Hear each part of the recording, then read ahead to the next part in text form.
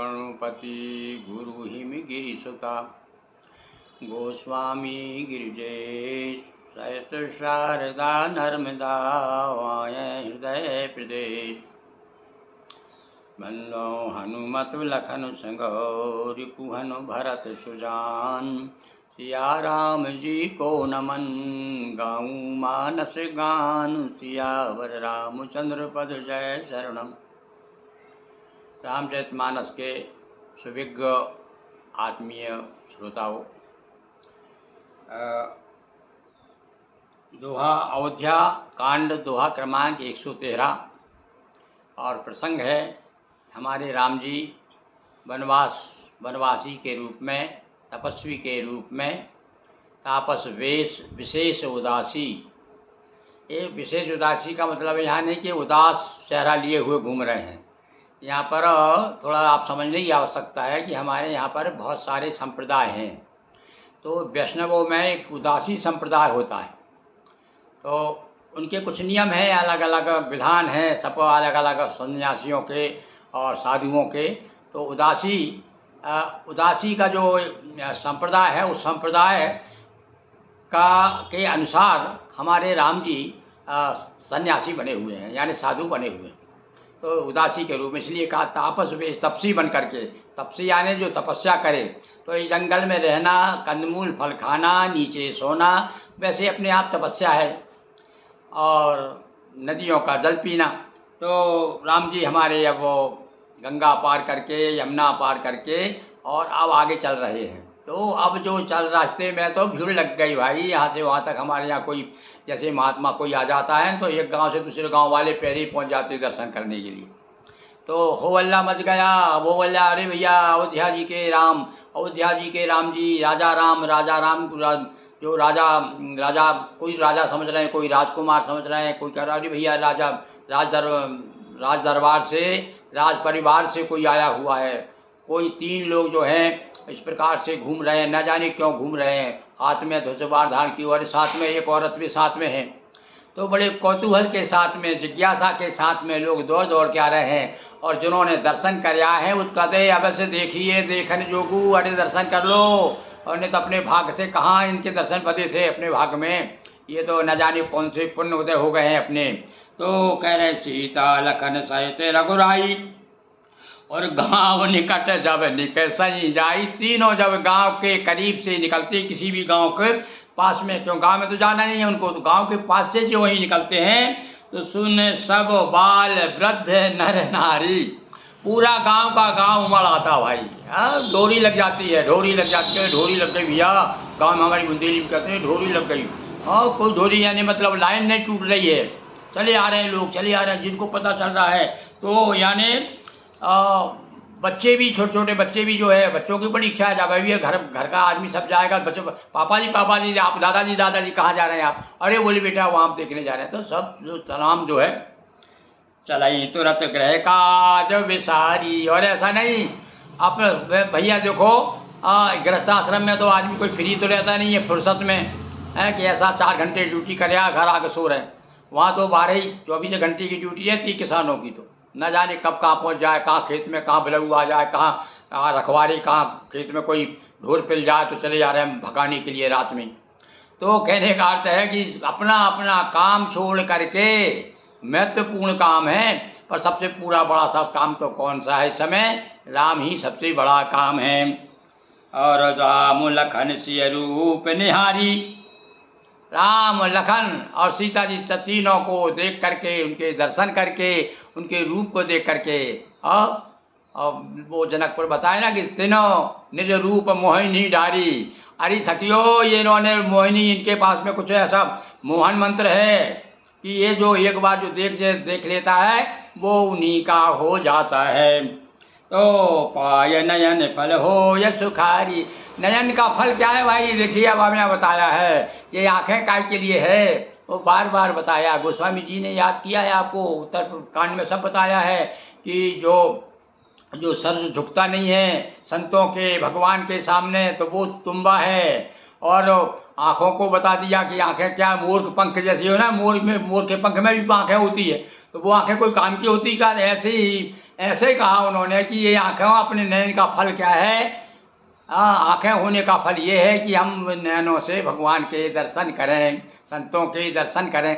भैया देखो, अब हर जगह तो अनंत मिलेंगे नहीं, तो इसलिए प्रतिनिधि संत क्या है? हमारे अनंत के यानी भगवान के प्रतिनिधि हैं, तो इनके दर्शन से हम लोगों के लिए तो वही है। पर यहाँ तो सब स्वयं अनंत, स्वयं राम जी स्वयं जा रहे हैं। तो कहा गोस्वामी जी कह रहे हैं कि पाय न जानो फल हो ये सुखारी, और बड़े प्रसन्न हो रहे हैं, सुखी हो रहे हैं। अरे आनंद आ गया भैया, देखो मजा आ गया, जीवन का फल मिल गया, नयन फल मिल गया। सजल बिलोचन पुलक शरीरा, सजल आंखों में आंसू आ गए। वही मैंने बताया था ना आपको कि राम जी चले हैं तो साथ में आंसू लेकर चले हैं वो, हैं उधर लोगों को रोते हुए छोड़ के आए दुख में। तो भैया दुख और सुख दोनों स्थिति में आंसू आते हैं। ये आंखें हमारी जो है, ज़्यादा प्रसन्न आदमी हो जाता है तो पुलकित हो जाता है, तो रोम रोम खड़े हो जाते हैं और आंखों छलछला जाती आंखें। ये प्रेम भरी आंखें, प्रेम भरे आंसू है। तो लिखा है सजल बिलोचन, आंखों जो खाली आंखें नहीं हैं, प्रेम के आंसू भरे हुए हैं। पुलक शरीरा, और जब शरीर पुलकित हो जाता है तो रोम रोम खड़े हो जाते हैं। दो स्थिति में होता है भैया, एक तो ज़्यादा प्रसन्नता हो, कोई देख अच्छी चीज़ देख ले तो अपने पुलक हो जाता है, और या फिर भयभीत आदमी हो जाता है, तब फिर रोम रोम खड़े हो जाते हैं, तब कंपन हो जाता है, शरीर कांपने लगता है। पर यहाँ कांपने वाली बात नहीं है, यहाँ तो क्या है, प्रसन्नता है। और प्रसन्न हो करके सारे लोग, अरे हम लोग तो सोच करके ही प्रसन्न हो रहे हैं, और जिन्होंने दर्शन किए होंगे वो कितने भाग्यवान हैं। कल्पना कीजिए आप, सब भय मगन देख दो वीरा, दोनों को देख करके बड़े प्रसन्न हो रहे हैं। वरन जाय दशा तिन केरी, लही जनु लंकन सुर मणि ढेरी। अरे जैसे कि देवताओं ने मणियों की ढेरी प्राप्त कर ली हो, और जो गरीब को बहुत सारा पैसा मिल जाए, धन मिल जाए ना, तो कितना प्रसन्न होता है। ऐसे ही निधि है, राम जी तो निधि है भाई, संपत्ति तो है ही हमारे लिए, और उससे बड़ी संपत्ति और क्या है? साधुओं के लिए, संत पुरुष के लिए, जो उनके प्रति समर्पित है उनके लिए तो वो निधि ही है, हमारे निधि तो वही हैं। तो इसलिए कहा करुणा निधि मन देख विचारी, वो करुणा की निधि हैं वो। राम ही देख एक अनुरागे, चित है बद चले जाए संग। और कुछ लोग तो भैया उनके साथ ही चल देते हैं, पीछे लग गए। और कुछ लोग क्या कह रहे हैं, एक नयन मग छवि उरयानी, और हो शिथिल तन मन बरवानी। और एक तो जो है पूरी देख करके आंखें मूंद करके बैठ गया। आहा क्या सुंदर है। आप देखिए अभी कल जो है 5 तारीख को राम का दरबार, राजा राम की प्राण प्रतिष्ठा हुई है। तो वो भी बड़ी सुंदर छवि भाई, हमने तो अभी इस पर देखा है, केवल मोबाइल पे देखा है, पर आनंद तबीयत खुश हो गई। मैं तो बहुत देर तक देखते रहा। तो जिनकी छवि जो देखो कलाकार ने किस प्रकार से क्या भाव उड़ेला है उसमें राम जी का, देख सुंदर। अभी तक इतनी सुंदर छवि तो मैंने अपने राम जी की कहीं नहीं देखी। वो पुरानी आकृति जो देखते हैं हम पुराने गोस्वामी तुलसीदास जी के, उसमें वो भी बड़ी सुंदर है। तो ये आज की छवि जो है यहाँ, तो सारे लोग जो है राम को देखते हैं। और आप भी देख लीजिए, आपने कहीं देखा होगा। हम तो भैया हमारे पास में एक भोपाल से इसके संपादक हैं देवेंद्र रावत और प्रभुदयाल जी मिश्र, ये दो प्रधान, एक मिश्र जी प्रधान संपादक हैं और संपादक हैं श्री देवेंद्र रावत। तो भैया ये वहाँ से तुलसी मानस प्रतिष्ठान भोपाल, तो रामचरितमानस संबंधी सब आलेख आते हैं उसमें। बहुत बड़ा काम कर रहे हैं भैया ये संस्था। कभी आपसे ज़रूर जुड़िए, केवल आप उसमें तुलसी मानस प्रतिष्ठान तुलसी भवन लिखकर भोपाल भेज देंगे तो आपको मिल जाएगी। बड़ी सुंदर पत्रिका है। तो उसमें मुख्य पृष्ठ पे एक से एक चित्र आते हैं। तो उसमें भी अब राम दरबार का चित्र आने वाला, पक्की में आएगा भैया, आने वाला अंक जो है उसमें राम दरबार का चित्र, मैं तो उसे फ्रेम करा के रख लूँगा। बड़ा सुंदर अच्छे अच्छे चित्र आते हैं। तो वन गवन का चित्र राम जी का उसमें आया है। तो वो छवि इस समय जो है मेरी आंखों में वो आ रही है कि आगे राम लखन पुनि पाछे, और बीच बीच में सीता जी हैं, बीच बीच ये सोहत कैसी सीता जी। गोस्वामी जी ने बड़ा आनंद लिया साहब। वो तो ऐसे देखा उनको, ऐसा कि ऐसा लग रहा है उनको वो बिल्कुल मेरे सामने जा रहे हैं, इस तरह से वर्णन किया उन्होंने। तो आप भी देख लिए, और राम जी जा रहे हैं, इधर लक्ष्मण जी हैं, बीच में सीता जी जा रही हैं। और लोग देख रहे हैं, प्रसन्न हो रहे हैं, लौट लौट जा रहे हैं, बूढ़े हैं, बच्चे हैं, सारे लोग।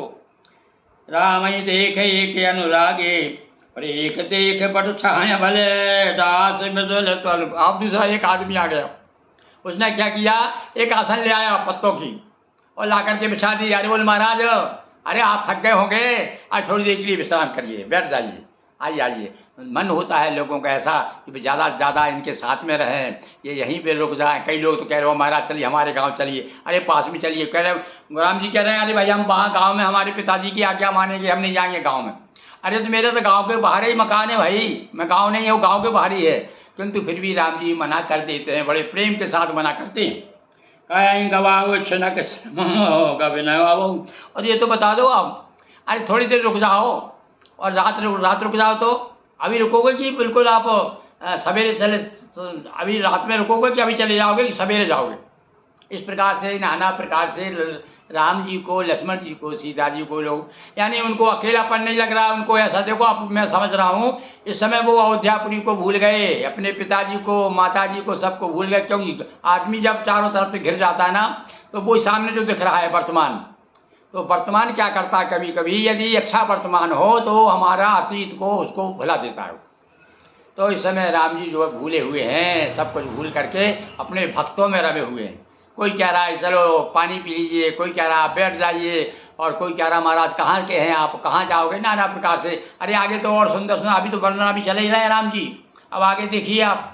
ऐसा ऐसा गोस्वामी जी ने चित्रण किया है कि जैसा लग रहा है कि वे स्वयं राम जी के साथ साथ वो भी किसी गांव के थे रहने वाले पहले जन्म में, और वो आ गए और वो भी साथ साथ चले होंगे। इस प्रकार का वर्णन संसार में ऐसा दूसरा कभी नहीं हुआ जिसने कि राम जी के साथ में रह करके और ऐसा वर्णन किया जैसे वे स्वयं साथ में रहे हो। बोलिए सियावर रामचंद्र की जय, अखिलेश्वर महादेव की जय, हर हर महादेव शंभो।